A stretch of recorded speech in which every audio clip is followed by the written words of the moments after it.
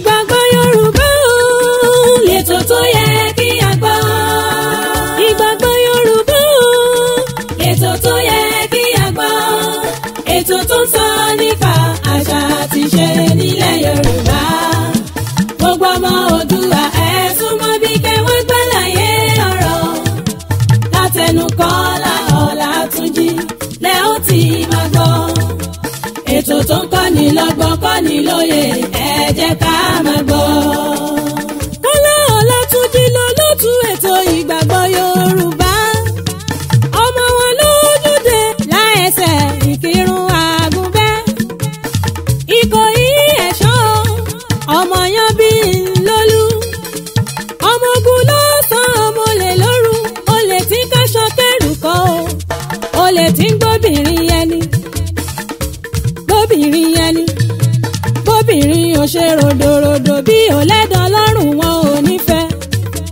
Ọmọ ojú ọ̀rọ̀ ò jẹ́sẹ̀ ẹyẹ ó tó mi. Ẹlẹ́gìrì kò jó mi ọba ó tòrò. Ó yá Ìgbàgbọ́ Yorùbá. Ètò tó yẹ kí a gbọ́. Ìgbàgbọ́ Yorùbá. Ètò tó yẹ kí a gbọ́. Ètò tó ń sọ nípa àṣà àti ìṣe nílẹ̀ Yorùbá. Gbogbo ọmọ Oòduà ẹ súnmọ́ bí kẹwọ́n gbàlàyé ọ̀rọ̀.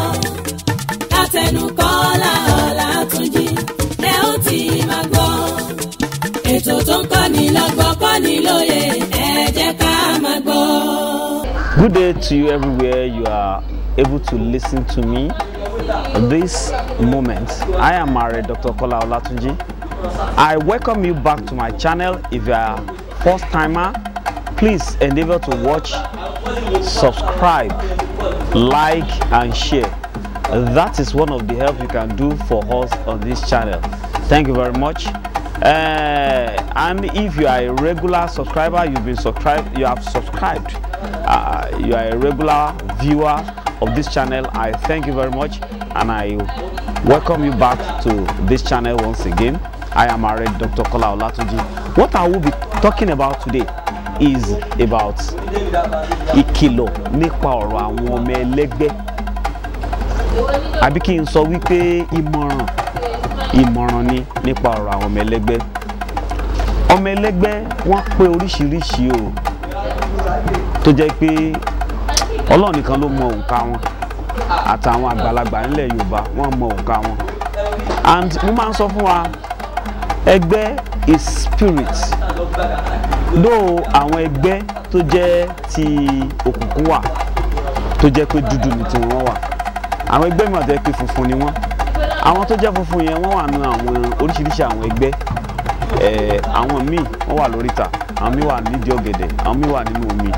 Àwọn ẹgbẹ́ omi funfun ni wọ́n àtàwọn kọ̀ọ̀kan bẹ́ẹ̀ náà. Mo fẹ́ jẹ́ kó yé wọn yé wa wípé ẹ̀mí ni o. Ẹ̀mí ni ẹgbẹ́ kì í ṣe ẹran ara. A lè pa wọ́n. Ọ̀pọ̀lọpọ̀ máa ń sọ wípé òun ò rí bá lóun lẹ́gbẹ́ òun ò rí àwọn ẹgbẹ́ òun rí, òun ò tiẹ̀ rí wọn rí, òun ò dá wọn mọ̀. Bọ̀ òun lálàá fóun bá rẹ̀ ń sálẹ̀ omi. Òun lálàá ń rá wọn tó wọṣọ funfun. Bó ló ṣe débẹ̀? Ṣé o wọ mọ́tò débẹ̀ ni? Kò ń ṣe ò wọ mọ́tò débẹ̀, kò ń ṣòye ẹ̀. Ẹlòmíràn sọ pé tó bá fẹ́ fún mẹ́sẹ̀jì ni wọ́n á yọjú sí. Ẹlòmíì máa ń lálàá bí wípé ó rí vision ni. Ó dẹ̀ lóò sínú ẹgbẹ́, ó bìlí kò wà nú ẹgbẹ́. Béèrè lọ́wọ́ ẹni tẹ́ ẹ jọ sùn bóyá òun rí bẹ́ẹ̀.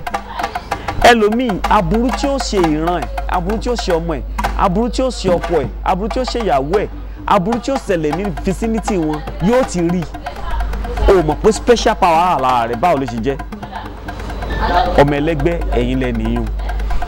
Ẹlòmíì wa máa lálàá yẹn tó jẹ́ pé ẹni tó súnmọ́ bóyá ọkọ àbí ìyàwó ẹ̀ ò understand yẹ. Yóò wá lọ pe àwọn wòlíì wa, àwọn àfáà wa. Ipe ẹgbà òun wàhálà ti ṣẹlẹ̀, ọkọ ìyàwó òun ti ṣe báyìí, ìyàwó òun ṣe báyìí. Ibi tí mo wá fẹ́ àmọ̀ràn tí mo wá fẹ́ lọ nìyẹn. Ìgbàgbọ́ àwọn yẹn ó yàtọ̀ sí tàn bàbá wa nílẹ̀ Kóòtù Òjíire. Àwọn yẹn ó lò ó wọ́n wá ṣe àwọn kankan láti lé ẹgbẹ́ yẹn jìnnà sí. Gbogbo ẹgbẹ́ kọ́ ni ó jẹ́ olókùnkùn. Gbogbo ẹgbẹ́ kọ́ ló jẹ́ ẹgbẹ́ aburú. Ẹlòmíì lẹ́gbẹ́ tó fi ran ọkọ ẹ̀ lọ́wọ́, ẹlòmíì lẹ́gbẹ́ tó fi ran ìdílé ẹ̀ lọ́wọ́. Ààbò ẹgbẹ́ tẹ́lòmíì ní ò ti jẹ́ kí wọ́n pa ọkọ ẹ̀, ní ò jẹ́ kọ́kọ́ ẹ̀ tí kú kò jìjì. ààbò tóbìnrin míì ní nínú ẹgbẹ́ tó ní ò jẹ́ kí wọ́n ti pa lọ́mọ jẹ́. Ẹ jẹ́ aṣọ́ra wa ká ronú ká sọnù ká má bàa sọnù o, Ọlọ́run ní dà wá láàmú o.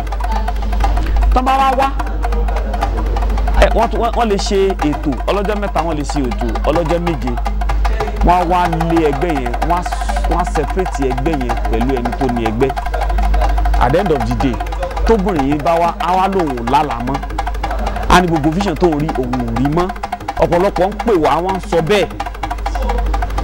Ẹlòmíì dúró pé orí òkè kan ló lọ tí wọ́n fún ní kinní kan jẹ, àlá tó ńlá vision tó ń rí àṣírí tó ń tú sí lọ́wọ́ kò rí mọ́. Àwọn ẹgbẹ́ yẹn ò help ẹ̀ mọ́. Mo yẹ sọ fún wa, ẹ tọ̀ àwọn baba lọ lórí ilẹ̀ kóòtù òjire, tẹ́ bá ti tọ̀ wọ́n lọ wọ́n máa béèrè lọ́wọ́ ẹgbẹ́ òun wípé kí ni nǹkan tẹ́ni yìí fẹ́ nìyí tó fẹ́ ṣe ní kí ni ìwọ fẹ́, ọ̀nà owó lọ́ọ́ lè gbà tá a fi tù yín. Wọ́n wàá tu ẹgbẹ́ òun, wọ́n wàá ṣe ètùtù fún gbogbo ohun tó fẹ́ tí yóò mọ̀ tó padà lálàá vision yóò mọ̀ wá, àwọn sàrà tó bá yẹ kó mọ̀ ṣe ó tàn yóò mọ̀ ṣe. Lóòótọ́ ẹlòmíì ti lè dájọ́ nú ẹgbẹ́ pé jọ́bọ̀ lóhun ẹbẹ̀ làṣírí tí mò ń tú inú àyẹ̀wò yẹn làṣírí pé ẹni tí dájọ́ ẹ ti ṣe nǹkan báyìí fún ọmọ ẹlòmíì lẹ́gbẹ́ ẹ̀rì tẹnu ẹ lé gbogbo bébébé táwọn yòókù ẹ ń ṣe yóò mọ̀ ṣe jù wọ́n lọ. O ò tètè kíyèsí ẹ pé that guy is brilliant, very very intelligent, ọmọ rẹ ń lọ díẹ̀díẹ̀ nù. Tètè ṣèwádìí nípa ẹ̀. Ní tí mo fẹ́ sọ fún wa lónìí nìyẹn ní ẹ dákun tó Ọlọ́run ẹ jẹ́ á ronú sáàrin yẹn dáadáa, ẹ má jẹ́ á fọwọ́ igbó tẹ́lẹ̀ o, ẹ jẹ́ ká ronú dáadáa ká think straight. Agbára wà pẹ̀lú Ọlọ́run ní àti kọ́ sí ọ̀rọ̀ tiwa ọ̀rọ̀ sì wà pẹ̀lú Ọlọ́run gangan sí lọ̀rọ̀ náà. Ẹ jẹ́ á dìímú, ẹ má jẹ́ á filẹ̀, ẹ jẹ́ mọ́ dánu dúró báyìí lágbára lọ́wọ́ Ọlọ́run. Mo tún padà bọ̀ pẹ̀lú àràdà topic. Ààrẹ Dr. Kọ́lá Ọlájídé lórúkọ mi. Bí ṣe ń lọ yẹn ẹ dákun ẹ táìpù, ẹ sọ̀scribe, ẹ kọ́mẹ́ǹtì, ẹ jájọ fọ̀rọ̀ jomi tó rọrọ̀. Ire àtàánú Ọlọ́run kò ní fi wálẹ̀ o. I love you all.